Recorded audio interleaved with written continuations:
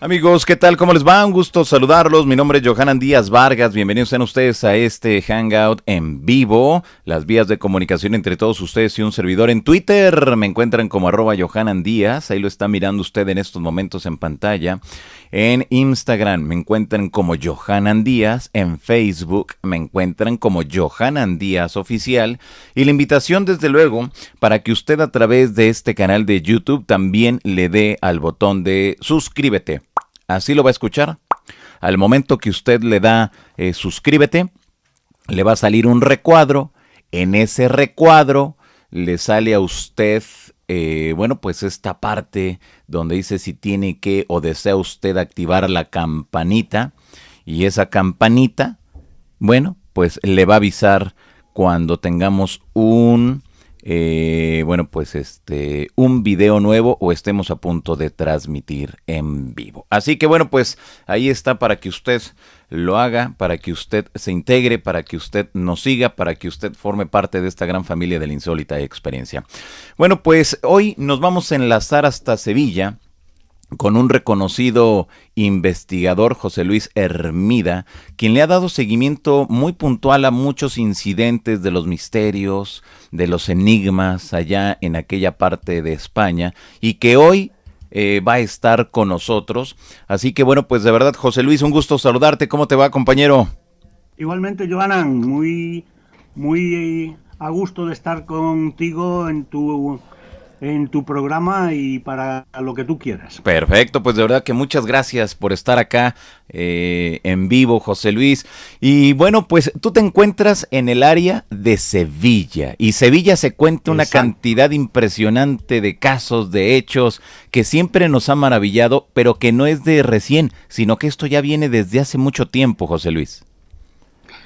Sí, Sevilla y los alrededores, sobre todo la zona que aquí llamamos el Aljarafe, que va entre las provincias de Sevilla y Huelva, tienen una casuística ovni que yo me atrevería a decir que es de las más importantes de Europa.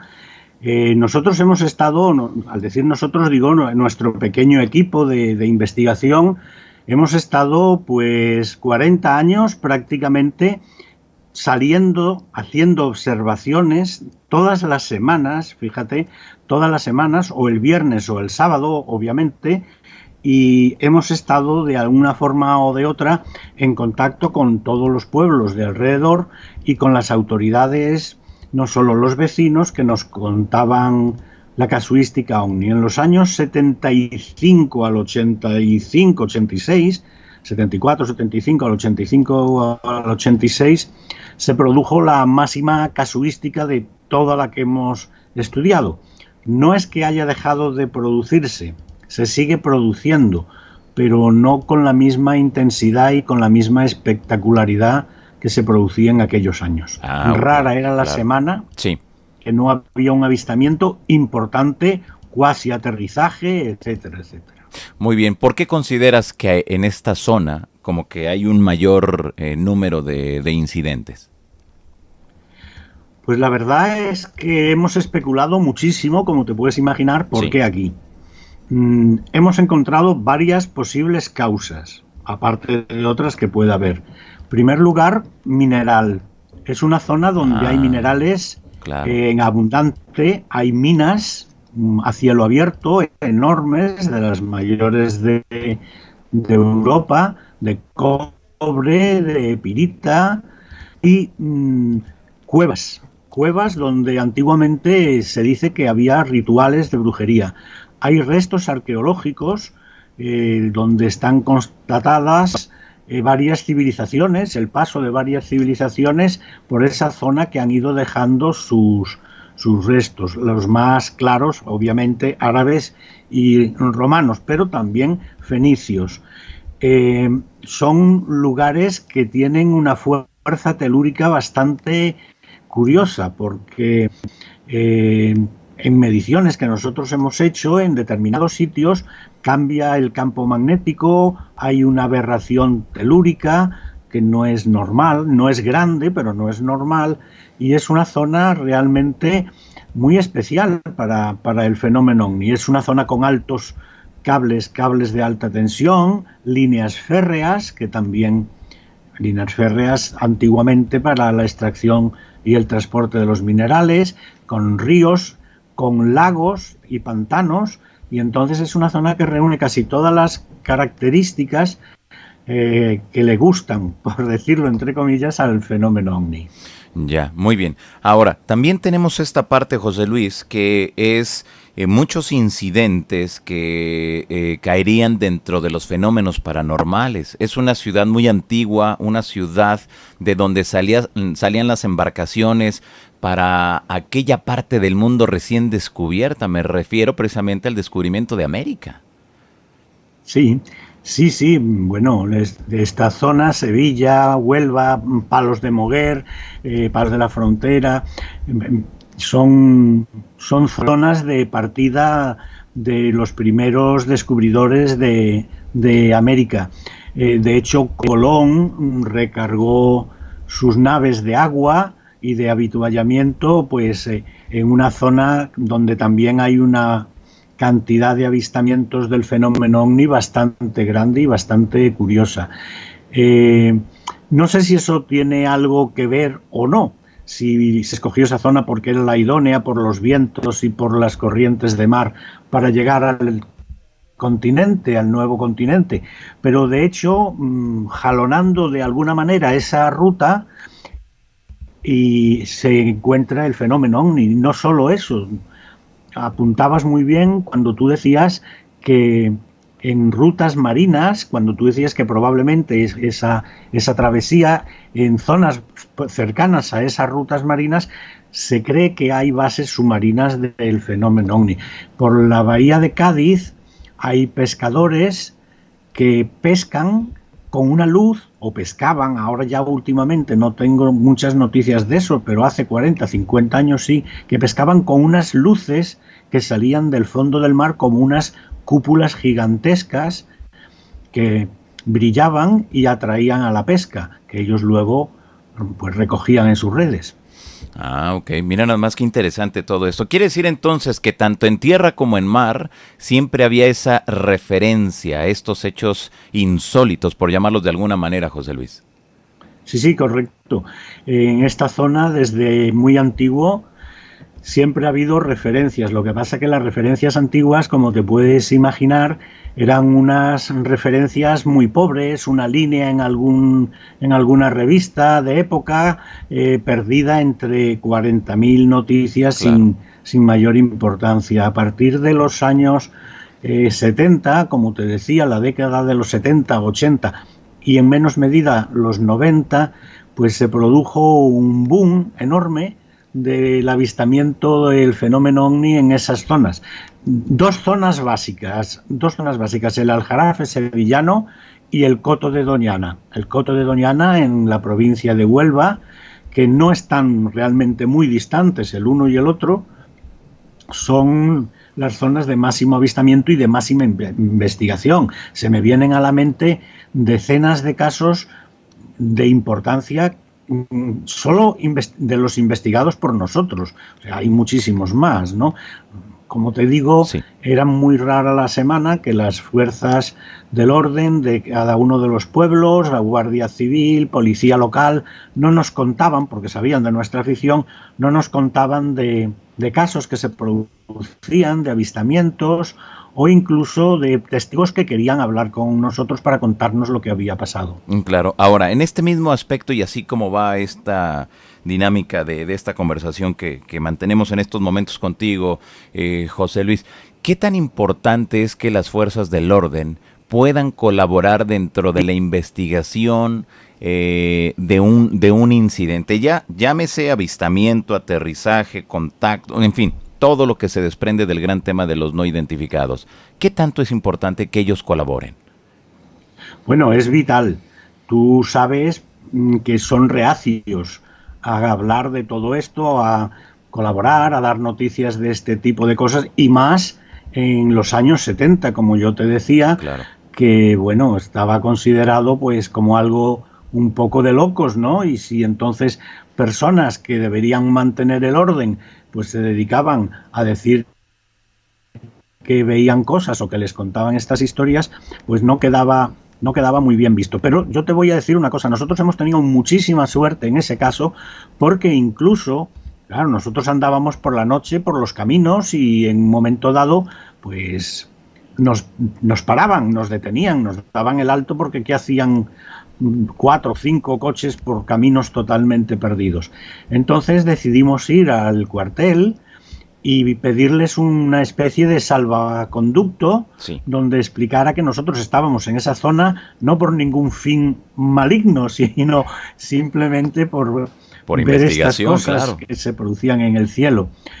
Y efectivamente nos dieron un documento firmado por la comandancia diciendo que éramos personas conocidas, poniendo nuestro nombre en el documento, y que cualquier patrulla que nos encontrara que pudiera identificarnos como personas que estaban investigando fenómenos astronómicos. Decían astronómicos, ¿sabes? Era un poquito fuerte decir el tema ovni, pero eso nos valía perfectamente. Claro. Y bueno, llegamos al 2019 y pareciera que todavía el tema ovni o la palabra ovni como que trae muchos sin sabores, como que trae todavía un rechazo todavía de las autoridades de procuración de justicia o de la misma sociedad, José Luis, aunque ha ido cambiando poco a poco, pero vemos que todavía hay como un tabú, ¿no? ¿Cómo se vive eso allá en tu país? Sí, mira, eso ha ido cambiando aquí bastante. Desde hace unos 15 años que empezó un programa que tú conoces perfectamente, sí, Cuarto Milenio, claro, de Iker Jiménez, en la 4 Televisión, y anteriormente ya había empezado Milenio 3 en una de las radios más importantes del país, la cadena SER.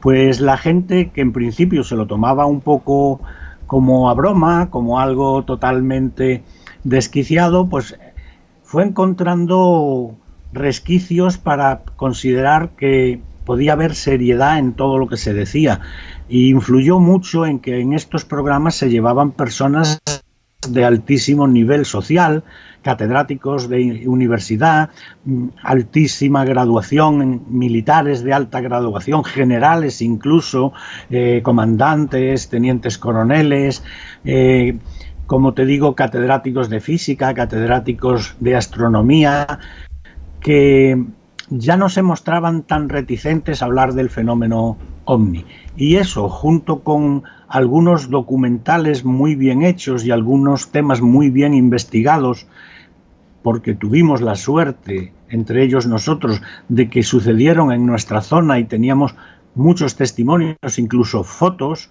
de la casuística, pues fue haciendo que la gente en estos últimos 15, 16 años cambiara mucho de opinión. Y ahora se está pasando casi al extremo contrario. En las redes sociales se habla muchísimo de estos fenómenos, cada localidad pues tiene su congreso de estos temas, de estos fenómenos paranormales, de ovnis, exobiología, el poder de la mente, el mensaje oculto de los cuadros, en fin, la gente se está mentalizando muchísimo y ya no es algo tan paranoico como era hace 20 años, por ejemplo. Muy bien, dentro de todo este trabajo que has venido realizando, hay un personaje en tu vida que fue Alan Davis, y todo lo que encontró en la luna, esas aparentes construcciones. Platícanos un poquito de Alan Davis, quién fue y qué representó para todo lo que implica pues este gran tema. Bueno, Alan Davis fue un amigo ante que todo, una persona de un carisma y de una amabilidad y de una educación y de una cultura enorme, que la casualidad quiso traer a Sevilla y que la casualidad quiso que nos hiciéramos amigos, primero conocidos y luego amigos de Alan. Alan era ingeniero jefe de telecomunicaciones de la NASA en el vuelo Apolo 11 y él estaba dirigiendo las comunicaciones, las recibía directamente en la isla de Antigua y de allí las reemitía vía cable submarino a Houston. Y entonces él fue un testigo privilegiado de ese primer alunizaje del del Apolo 11, y él nos contaba, ante las preguntas que nosotros le hacíamos de que si allí se había visto algo, pues decía que ya no era solo su opinión, sino la opinión de muchos de sus compañeros, que incluso han llegado a escribir un libro que se llama Dark Mission, la historia oculta de la NASA, donde se habla de esas ruinas, de esas edificaciones inteligentes, de esas cúpulas de cristal tornasolado, de esas huellas que se han encontrado en la superficie lunar y de esas estructuras que se han encontrado en la superficie lunar y que no se pueden deber a un puro fenómeno arqueológico, primero porque en la Luna hay muy poca atmósfera y el desgaste es totalmente diferente, y segundo porque en el espacio no hay formas cuadradas, todas las formas que hay en el espacio son redondas, y encontrar ángulos rectos en lo que se supone ruinas de edificaciones, encontrar huecos que pueden ser puertas porque llegan al suelo, y encontrar otros que pueden ser ventanas porque son una especie de oquedades que no llegan al suelo, pues supone toda una revolución en el pensamiento.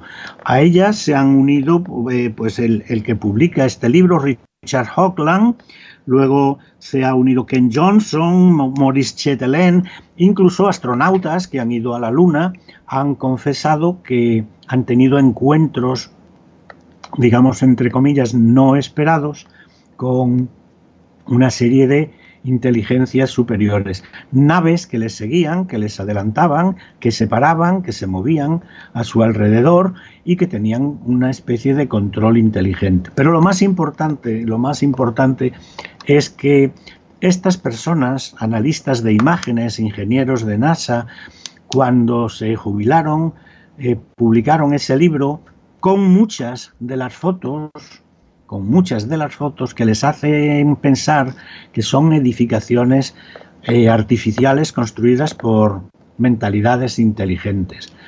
Cuando nosotros comentamos esto en las radios y en las televisiones, primero locales, luego nacionales, se rieron de nosotros. Dijeron que, bueno, que Alan era una persona que había venido a la Expo de Sevilla, fíjate bien, en el 92, se había quedado aquí y pues nos había contado poco menos que un cuento, una historia. Entonces, con muy buen acierto, el programa de Iker Jiménez decidió hacer una investigación por todo lo alto, se desplazaron a América, contactaron con personas, compañeras de aquella época de Alan Davis y lograron traer la identificación de Alan Davis, el currículum, por así decirlo, y su intervención, su trabajo en NASA y fotos de él trabajando incluso en NASA. Claro, cuando eso se publicó aquí, pues se desmoronó todo ese tinglado que tenían en torno a mi compañero en aquella época, Pepe Ortiz, fallecido hace poco, y yo, que fuimos los primeros que pusimos el acento en unos programas de radio, en Antena 3 que teníamos y en televisión, sobre estas verdades que estaban un tanto ocultas y que, bueno, pues hoy en día ya en NASA, hoy en día ya todo el mundo reconoce que la existencia de vida fuera del planeta Tierra es una posibilidad muy, muy, muy, muy alta y, por supuesto, a nivel microscópico, a nivel primario existe ya, bueno, las últimas referencias son incluso en asteroides que están circunvalando la Tierra o acercándose a la Tierra. En Thule, en Osiris, en Marte hay agua, en la Luna hay agua y hay microorganismos y bueno, eso ya no se niega de ninguna manera. Exactamente. Ahora, dentro de este aspecto, ¿qué sucede? ¿Había imágenes? ¿Era solamente el testimonio? ¿Qué había para pues sustentar esto de Alan Davis, José Luis? De Alan Davis y de sus compañeros, sí, de NASA, porque es importante decir que es un equipo el que luego ha refrendado toda esta opinión. Sí, encontraron ruinas de edificaciones, de lo que parece ser que son edificaciones. Claro, no podemos pensar que es una foto como la que tú harías en la casa de la esquina, ¿no? No es con esa nitidez. Son una serie de fotos de estructuras semiderruidas, cubiertas por arena, en muchos casos, pero lo importante es que tienen lo que nos decían como paredes y giros de esas paredes en ángulos de 90 grados, en rectas, las paredes son rectas y todas las estructuras tienen un concepto recto. Luego, por otra parte, hay unas cúpulas de un cristal tornasolado, como te decía antes, que en el libro aparecen en fotografías en blanco y negro, muy difíciles, la verdad, sí, de distinguir, pero ahí está el trabajo de los analistas de NASA, y también dicen que hay muros de cristal que pueden representar edificaciones muy altas de cristal que está hecho, no es cristal, es una especie de mineral, como una piedra de cuarzo transparente, un material que se da bastante abundante en la Luna y que, dependiendo de la incidencia de los rayos del Sol, van cambiando de color.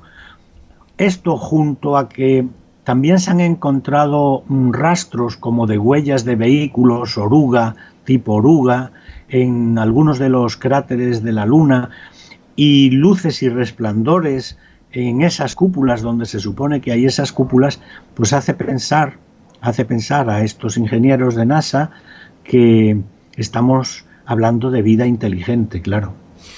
¡Qué barbaridad! Ángulos rectos, puertas, lo que parecería puertas, ventanas, que último cúpulas, que nos dices, exacto, muros aparentemente de cristal. Búnkers, ¿sí?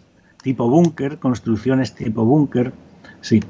¿Y se llegó en algún momento quizá a especular sobre qué hacían esas construcciones ahí en la Luna? Bueno, esas construcciones, hay dos teorías. Se construyeron allí hace X tiempo, hace X años, no se sabe cuándo, porque no está perfectamente estudiada la erosión en el ámbito lunar, o que todavía existen como útiles para alguna colonia de personas que esté habitándolas, sea del mundo exterior, o sea, de otros planetas, o sea una colonia, es la teoría también, de personas que han vivido en este planeta y se han ido. Einstein decía que los extraterrestres, decía que los extraterrestres éramos nosotros mismos, que habíamos salido de aquí hace 20.000 años y ahora volvíamos. O sea que claro, hay muchos datos muy, muy precisos, no solo Einstein. Bueno, hay muchísimas personalidades que han hablado de la innegable existencia de vida extraterrestre. Juan Oró, por ejemplo. Juan Oró era el biólogo jefe de NASA, era catalán, y él decía que él se apuntaba, estuvo a punto de ganar el premio Nobel varias veces, se apuntaba a la teoría de la panspermia de Fred Hoyle, que la vida había sido una siembra universal en el cosmos por parte de la cola de los cometas. Los cometas, los meteoritos que caían, pero los cometas, al acercarse a los universos locales, debido a la gravedad de los universos locales, llamémosle planetas, pues esa cola, que es de hielo y de polvo cósmico, se sentía atraída, caía poco a poco en el campo gravitatorio del planeta, en los mares del planeta, y allí, pues de alguna forma se hacía fértil porque llevaba ADN, y eso ya se ha comprobado, que hay ADN que viaja en la cola de los cometas a través de la sombra Ioto, por ejemplo, y demás, y ese ADN pues se convirtió en organismos unicelulares, y esos organismos unicelulares empezaron a convertirse en organismos pluricelulares, y después pues empezaron a unirse por conveniencia y se convirtieron en organismos cada vez más complejos hasta llegar al ser humano.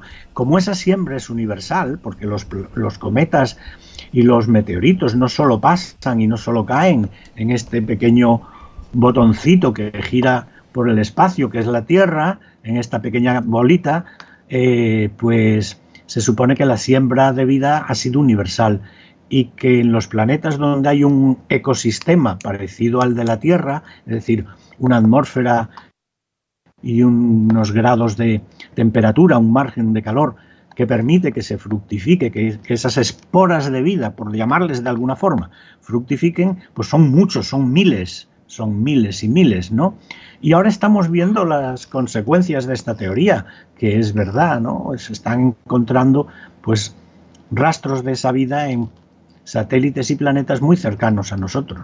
Exacto. La Luna, Marte, Thule, Osiris, las lunas de Júpiter. Se dice también, como tú sabes perfectamente, que las lunas de Júpiter o los satélites de Marte podrían tratarse de cuerpos celestes artificiales, construidos artificialmente por civilizaciones súper avanzadas, debido a sus giros orbitales, a sus cambios orbitales, a su balanceo, que no es típico de un cuerpo celeste que esté compacto, que esté lleno, que tenga un núcleo, sino que parecen huecos. En fin, creo que estamos en un momento muy interesante para empezar a descubrir lo que es la vida en el universo. Exactamente. Ahora, José Luis, ¿qué pasó con el trabajo de Alan como de los compañeros de él? ¿Qué sucedió con todo eso, con toda esa información? Bueno, hay que distinguir. Alan nunca hizo ningún trabajo sobre esto.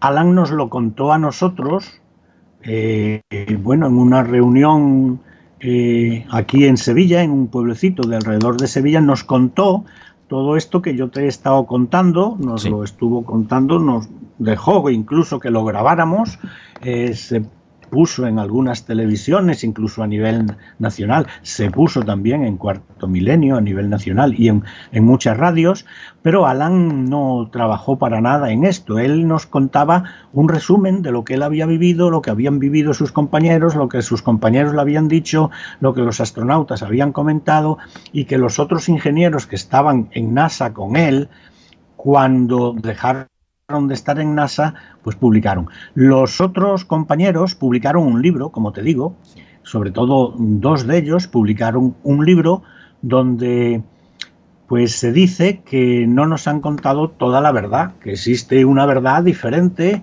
a la que nos han contado y bueno, ellos con este libro dan testimonio de eso, dan, me imagino, conferencias, charlas cuando los llaman, pero no han hecho de esto una causa de guerra ni de revolución mundial, un causus belli. Me explico, que probablemente ellos han vertido en ese libro los conocimientos que tenían, han contado por qué ellos piensan que no estamos solos en el universo y esa es la actividad que yo les conozco.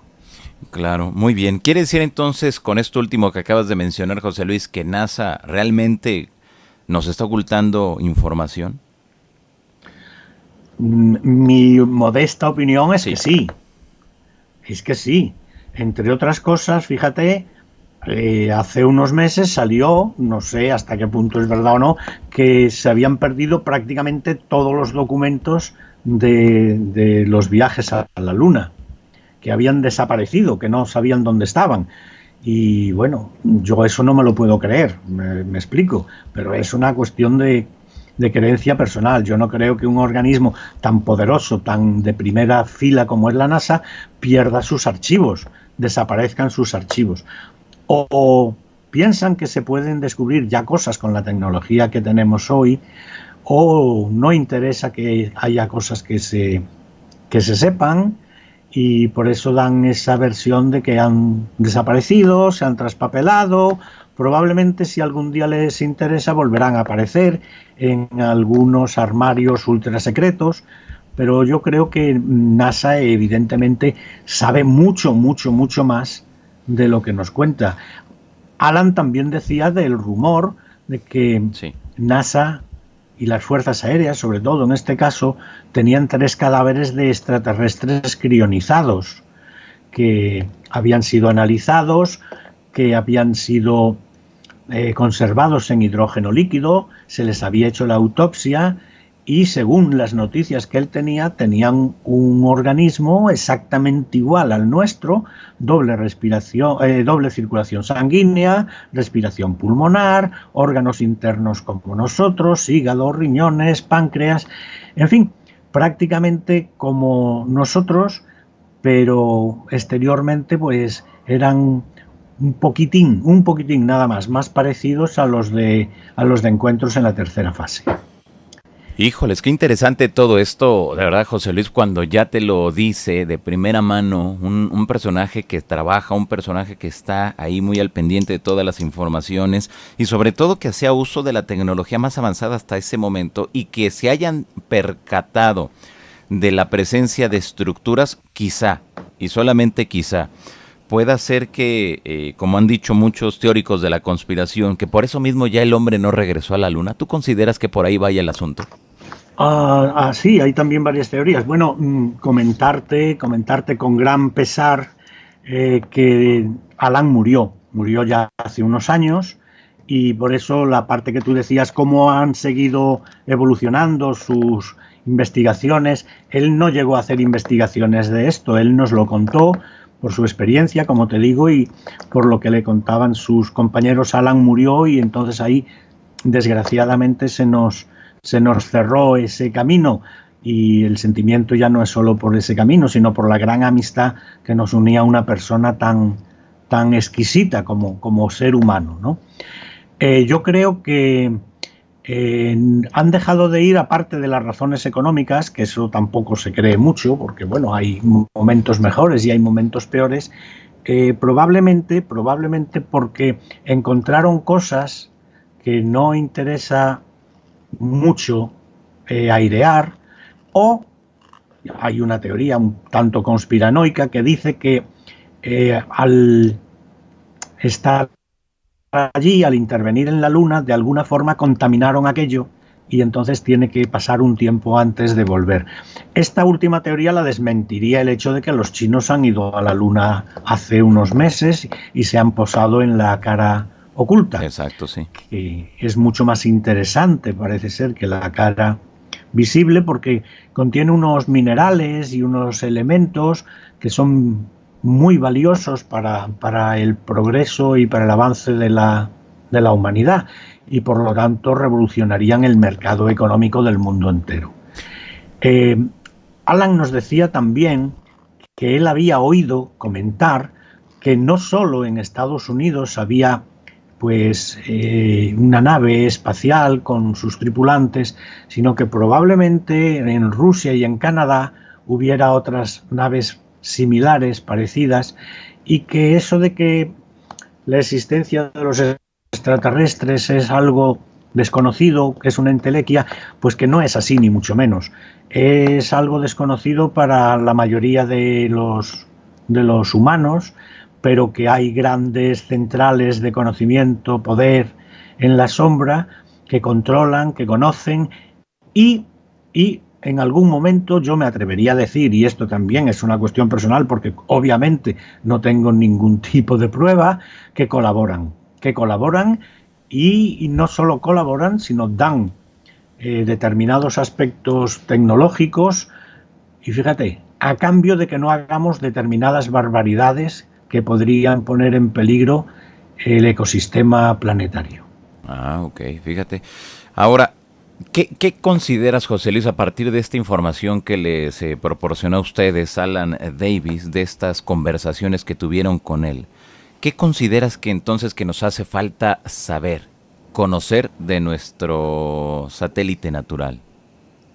Sí, bueno, lo que yo tenía que sacar de las conversaciones de Alan, sí, lo he sacado perfectamente. A mí Alan, aparte de darme su amistad, nos creó una duda razonable.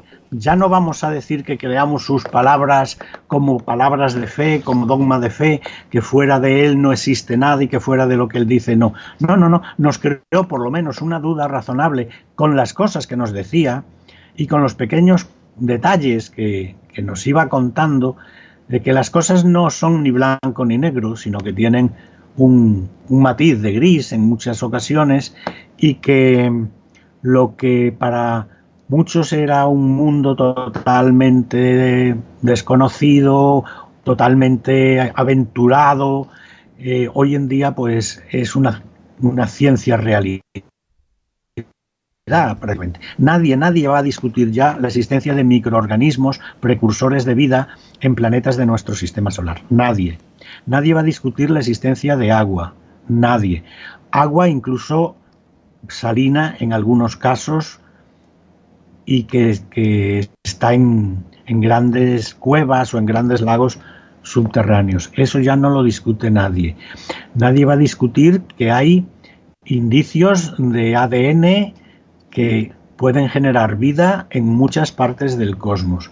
Y si eso es así, ¿por qué no han podido evolucionar en algún sitio de una forma parecida o diferente totalmente a nosotros?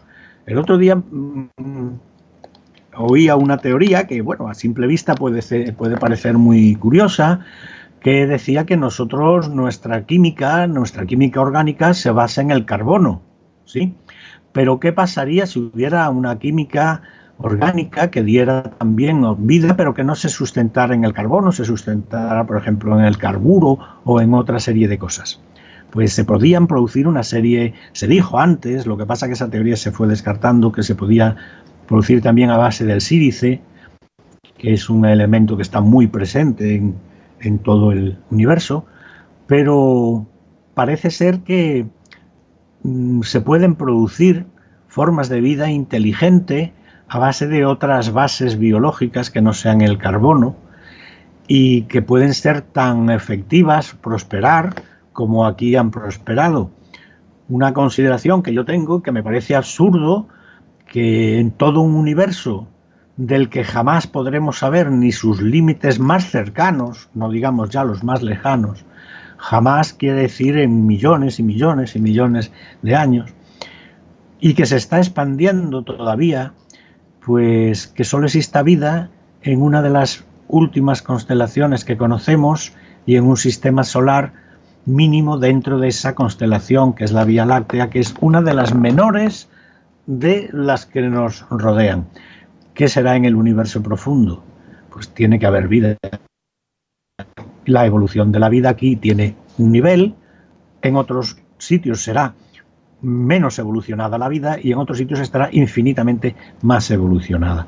Claro. Hay una teoría que dice que cuanto más cerca estén los sistemas solares que pueden albergar vida, más cerca el uno del otro, la vida tiende a multiplicar su efectividad, porque hay un posible intercambio. Nosotros hasta ahora no nos intercambiamos con nadie. Imagínate cuando abramos rutas y nos podamos intercambiar con seres de otros mundos y de otros planos, de otras formas de pensar y de otras tecnologías. El avance es brutal. Exacto. Ahora, ¿en algún momento Alan Davis les platicó a ustedes, les llegó a comentar NASA qué hacía con esa información al momento de que se dieron cuenta de que había ya estructuras? Estructuras, como tú bien lo has mencionado, que no eran naturales. Sí. Pues te lo voy a decir de una forma muy gráfica. Mi compañero Pepe Ortiz le dijo esa misma pregunta. Alan, entonces, ¿qué está pasando con todo esto que la NASA no quiere que se sepa? ¿Existe ese famoso quinto sótano donde todo se oculta? Y él contestó, pues sí, están en el quinto sótano. Ok. Y con eso ya nos contestó de una forma curiosa, graciosa, a toda una pregunta que claro, bueno, es absurdo. Además es absurdo pensar que NASA está contando todo lo que sabe, como es absurdo pensar que el Ejército del Aire de cualquier país cuenta todo lo que sabe, o que las instituciones de espionaje o científicas de cualquier país están contando todo lo que saben. Exacto.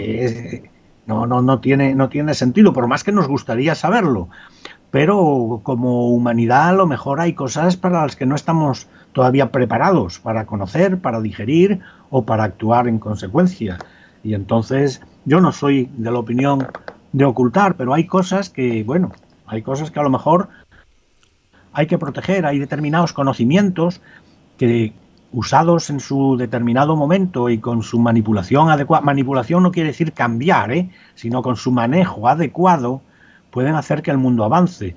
pero si esos conocimientos de pronto saltan a personas que no están preparadas para conocerlos, para trabajar con ellos, puede causar un problema serio. Es como el aprendiz de brujo. Las energías no son buenas ni malas. El mago las domina y el aprendiz de brujo no. La pólvora, el fuego, ni es bueno ni es malo, pero si te estallan las manos puede causarte un grave problema, ¿no? Entonces tú no irías dejando pues cartuchos de dinamita por la calle para que todo el mundo supiera lo que es un cartucho de dinamita. Y no es que estés ocultando nada, sino estás protegiendo de alguna forma a los que no sabrían manejarlo. Es un ejemplo tonto que se me acaba de ocurrir, ¿no? Pues hay verdades que son muy explosivas, sobre todo a estos niveles, que causarían, como han causado ya a nivel terrestre en determinadas situaciones, pues cataclismos ideológicos, religiosos, económicos, para los que a lo mejor determinadas partes de la humanidad no están preparados. Ya, exactamente. ¿En algún momento les comentó si había alguna persecución por parte ya sea de NASA o de la milicia estadounidense a las personas que tenían conocimiento de esto, de estas estructuras en la Luna? No, él no nos comentó nada que estuviera sintiendo ningún tipo de presión, ni de persecución, ni de nada.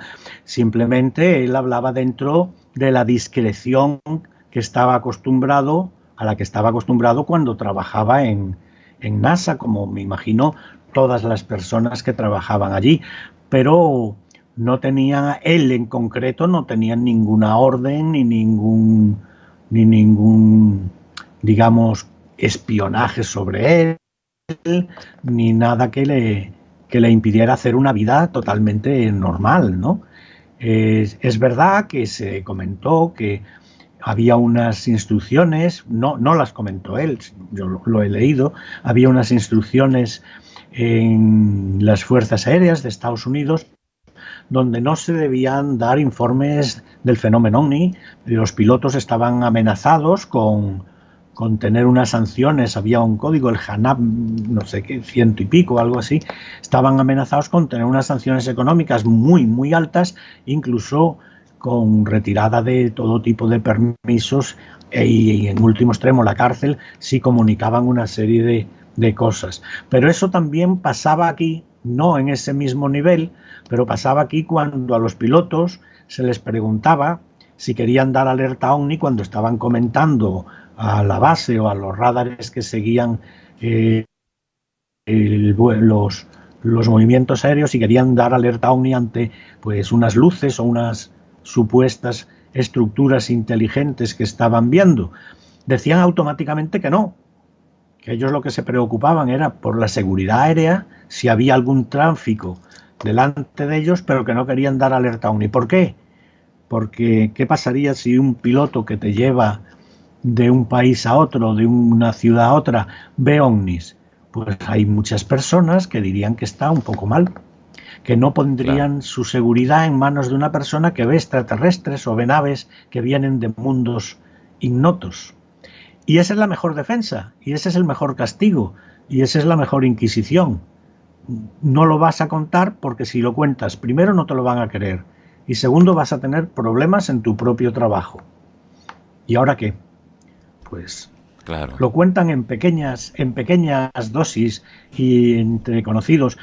A mí me han contado personal muy cualificado del Ejército del Aire, muy cualificado del Ejército del Aire, que han salido en Scramble, en alerta OVNI, más de una vez, en alerta de un objeto identificado que surcaba los cielos y que no tenía pues ninguna explicación, que se reía de lo convencional por sus trayectorias en radar, que lo perseguían y cuando parecía que lo iban a alcanzar, pues hacía un giro en ángulo recto y desaparecía a una velocidad infinita, increíble.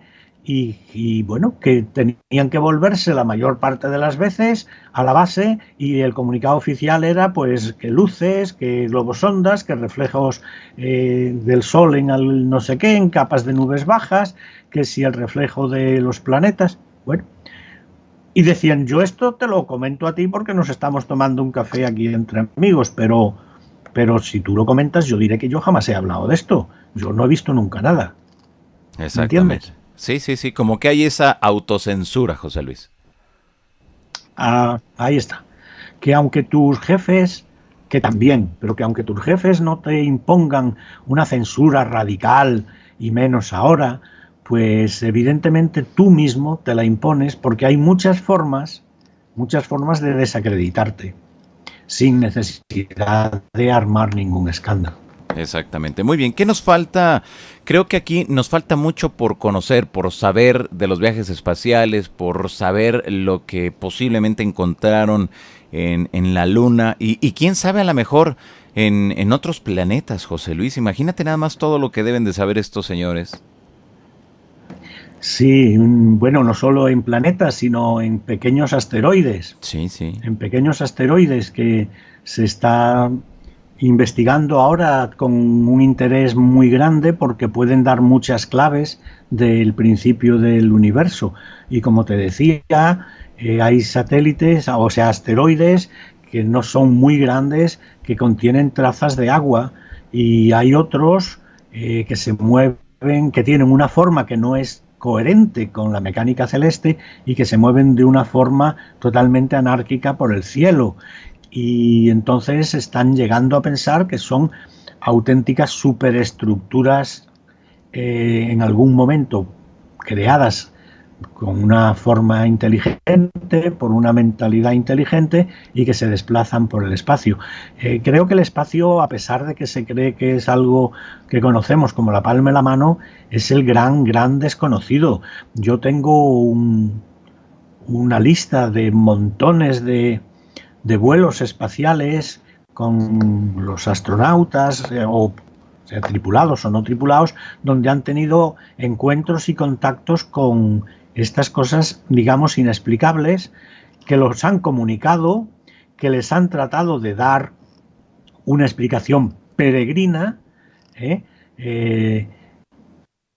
diciendo que eran restos de un satélite que en aquel momento estaba en el otro lado de la órbita de la Tierra. En fin, y cuando ya no han podido justificar el porqué, pues les han dicho simplemente que recuerden que tienen la orden de callar. Exactamente. Y así de claro. Qué barbaridad, qué interesante todo esto, José Luis. Y bueno, pues no nos resta más que darle seguimiento y esperar a que en algún momento la gente, ya sea de las agencias espaciales, pues comiencen a liberar parte de esta información para que se vaya completando pues este gran rompecabezas, José Luis. Sí, yo te decía hace un momento que yo creo que ese momento está bastante próximo. Está bastante próximo porque hay una serie de indicios que nos llevan a pensar que no se va a poder ocultar por mucho más tiempo. Los avances tecnológicos tan apresurados que estamos teniendo, el que ya reconozcan fácilmente a nivel organismos internacionales, NASA entre otros, que existen trazas de agua en planetas, que existen trazas de vida en planetas cercanos, y no solo en planetas, sino, como te decía antes, en asteroides, pues es como si fuera una preparación para decir, bueno, pues si ustedes ya sabían que sí había vida en el espacio. Las teorías de los grandes científicos como Fred Hoyle, Svante Arrhenius, premio Nobel, etcétera, etcétera, decían que la vida está difundida, como decíamos al principio, por el universo, está expandida y se sigue expandiendo, y que es absurdo decir que solo estamos aquí vivos, y ningún científico moderno de gran prestigio piensa que estamos solos. Y entonces todo eso es un caldo de cultivo. Esas declaraciones antes pues medio se silenciaban, ¿no? Y de alguna forma pues se ocultaban a la gente, pero hoy en día ya eso es imposible. Las redes sociales, las imprentas tan sofisticadas que tenemos, que publican libros en cuestión de minutos y los difunden a través de plataformas tanto digitales como comerciales. Antes una noticia tardaba de aquí a México, imagínate. No, meses. Imagínate. Claro. Imagínate. Sí. Y ahora estamos hablando tú y yo, Johanan, y llevamos pues 30 minutos compartiendo, ni una sola interferencia, Claro. nos estamos viendo, nos mandamos fotos, yo qué sé, hay cosas que ya no se pueden ocultar. Exactamente. Y como dices, el avance de la tecnología nos va a permitir precisamente que ya en cuestión de minutos, bueno, ya ni de minutos, José Luis, ya ahora de segundos están informados de lo que Claro, sucede en claro, cualquier parte del mundo. Y yo creo que claro. aquí también las nuevas generaciones por parte de las agencias espaciales, el dar a conocer toda esta información, ir quitando muchos de esos malos detalles, mala información, muchos tabús que hay en torno a este asunto, ¿no? Sí, sí, totalmente, pero si es que incluso se han analizado meteoritos que han caído a la Tierra, meteoritos que han caído, al que estaba buscando para decirte exactamente Sí, el nombre, pero porque es un número, pero bueno, no me recuerdo de memoria, no merece la pena. Han caído meteoritos ya hace años a la Tierra que han sido estudiados por grandes científicos de NASA que han reconocido que probablemente hay bacterias fósiles dentro de ellos y son meteoritos del espacio exterior, sin lugar a duda ninguna. O sea, claro. la vida existe.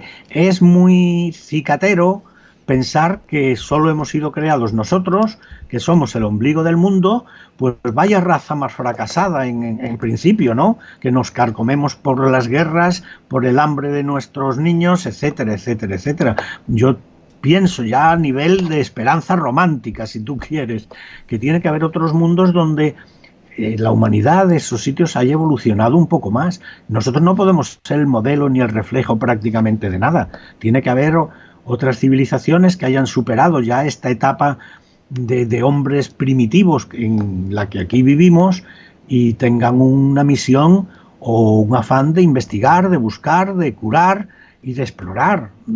Es que aquí estamos en una ciénaga prácticamente en muchos casos. Raro es el día que no estalla un escándalo brutal, raro es el día que no hay guerra donde hay miles y miles y cientos de miles de refugiados, niños que en el primer mundo pasan hambre en una proporción muy grande.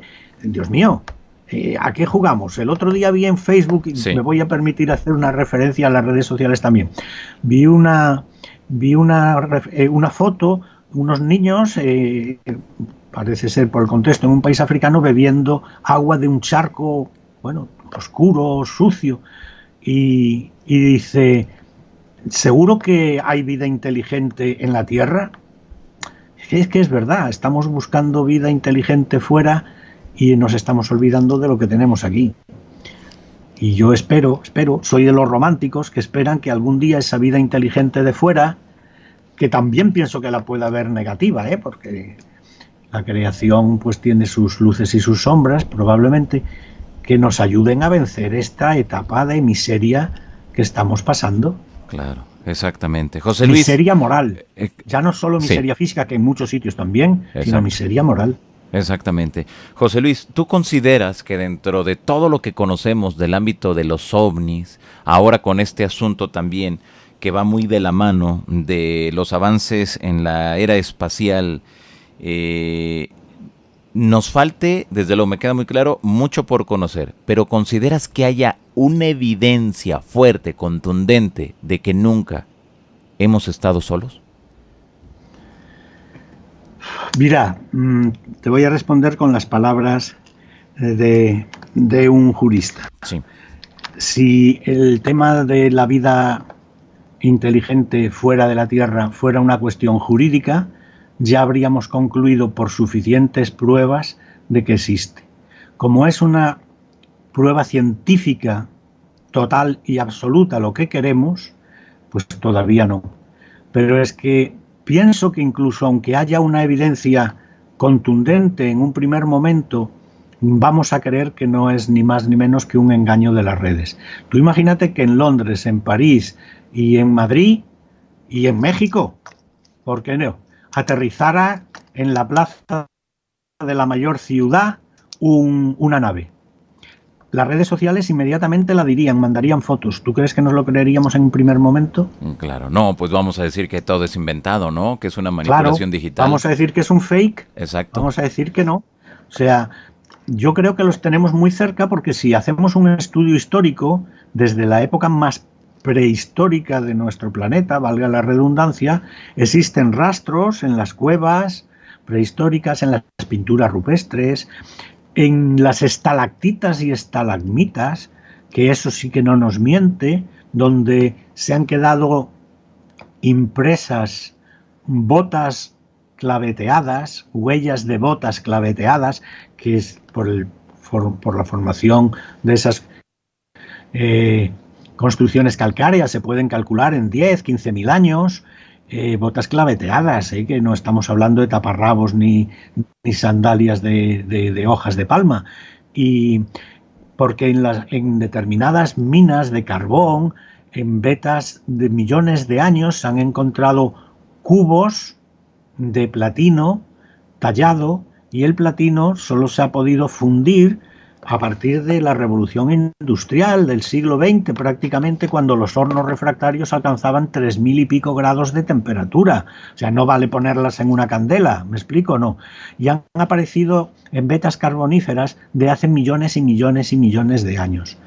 Luego, aquí ha habido otra civilización, o ha venido otra civilización, está claro, muy superior a la que nosotros hemos considerado en el devenir de los tiempos. Nosotros nos hemos hecho una línea histórica que, bueno, acomoda y va encajando con algunas pautas, o la hemos ido haciendo encajar, pero en realidad los museos, el británico entre otros, está lleno de cosas, objetos malditos que no encajan en la época, y que no se puede decir que se ha equivocado la datación, porque han aparecido, ya te digo, en minas a kilómetros y kilómetros de profundidad de la Tierra, cuando se formó el carbón, etcétera, etcétera. Y como eso, bajo nuestros mares, hay objetos como el astrolabio de Antiquitea y cosas así de miles de años de antigüedad que suponen un conocimiento y una tecnología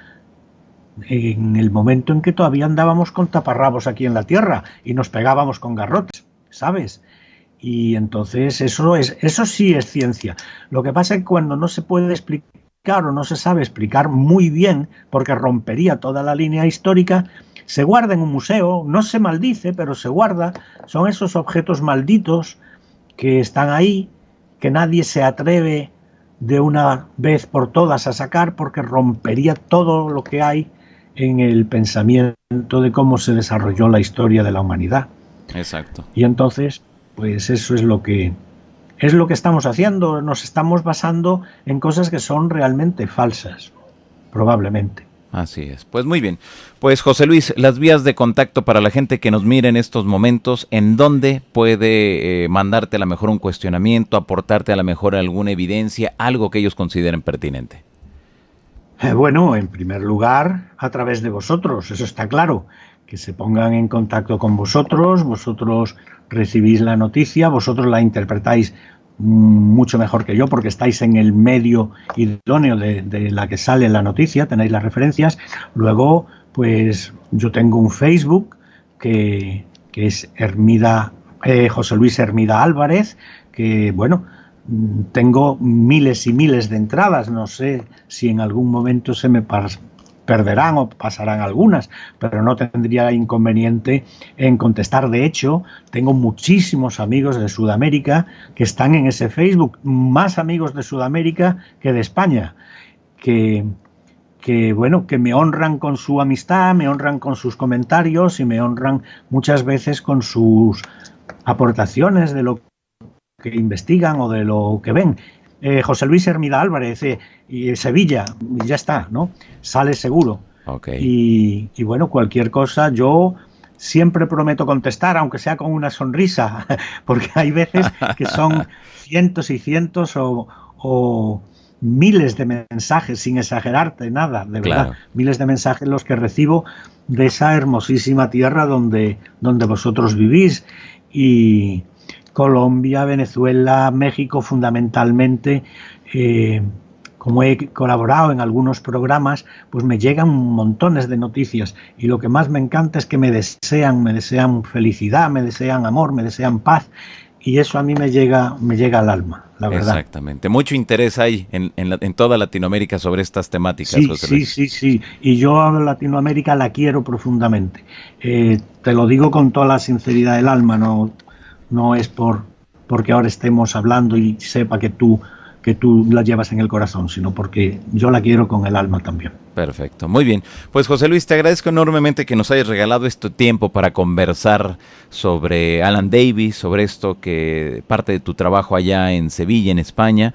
Y de verdad que siempre es un gusto platicar con personas que saben, que investigan, que andan de un lugar para otro, como decimos acá en México, que andan para arriba y para abajo detrás de los Para arriba y marcianos, para ¿no? abajo. Pues sí, sí, sí, 40 y tantos años Imagínate nada para arriba y más. para abajo no todos los días porque también hay que trabajar, Claro. pero todas las semanas por lo menos un día de investigación, eso sí.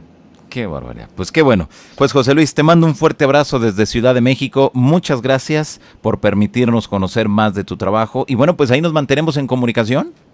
Por supuesto, cuando queráis, lo que yo pueda aportar de mi humilde conocimiento y de mis humildes investigaciones está abierto a vuestra disposición, por supuesto. Perfecto, muy bien. Pues muchas gracias, José Luis, y ahí estamos en contacto entonces. Gracias y gracias a todos tus seguidores, tus oyentes, tus televidentes y adelante con esa magnífica labor que estás haciendo de divulgación. Muy bien, pues muchas gracias. Hasta la próxima. Hasta luego. Hasta la próxima. Gracias. Hemos escuchado a José Luis Hermida. Sígalo a través de sus redes sociales. Él se encuentra ya en Sevilla, en España. Y bueno, pues desde allá hemos hecho esta conexión, de verdad que fantástica, bien interesante lo que nos platicó de Alan Davis, todo lo que nos dijo sobre este personaje. Imagínese estructuras en la luna, lo que pareciera puertas, ventanas, domos, y que en este caso la Agencia Espacial Estadounidense, NASA, bueno, pues nos ha ocultado. Bueno, le ha ocultado allá a los ciudadanos norteamericanos, porque los que no somos de Estados Unidos, bueno, pues a nosotros no tiene por qué darnos santo y seña de lo que encuentren, pero a la sociedad estadounidense sí, y hasta donde se sabe, pues esto no es del vulgo, no es del dominio público. Pero imagínese usted lo que va a suceder cuando se diga, ¿saben qué? En tal año encontramos esto, y en tal fecha descubrimos esto otro, y en esta otra fecha también hay imágenes de esto, y tenemos el testimonio. O sea, es ahí cuando viene y vamos a comenzar a estudiar y vamos a comenzar a cuadrar muchas de esas historias que son como historias sueltas, pero que estoy seguro que en algún punto, y como lo dijo José Luis Hermida, en algún punto vamos a saber la verdad de estas posibles construcciones en nuestro satélite natural. Pues ahí está la información y bueno, las vías de contacto en Facebook. Me encuentra usted como Johanan Díaz Oficial. Ahí lo está mirando usted en estos momentos. En Instagram me encuentran como Johanan Díaz. Ahí lo está mirando usted. En Twitter estoy como @Johanan Díaz, ¿ok? Twitter, @Johanan Díaz. En Instagram estoy como Johanan Díaz. Y en Facebook como Johanan Díaz Oficial. Y bueno, pues también la invitación para que usted que me mira en estos instantes se suscriba aquí a este canal de un servidor de la insólita experiencia para que, bueno, pues en conjunto vayamos conociendo todo lo que implica pues este gran tema. Johanan Díaz, suscríbase. Al momento que usted escuche ese sonidito, le va a salir un recuadro y en ese recuadro le va a salir la opción de si desea activar la campanita para que usted reciba las notificaciones cuando estemos transmitiendo en vivo o cuando haya un video ya editado, así muy bonito, muy cookies. Bueno, pues ahí usted lo tenga y desde luego, pues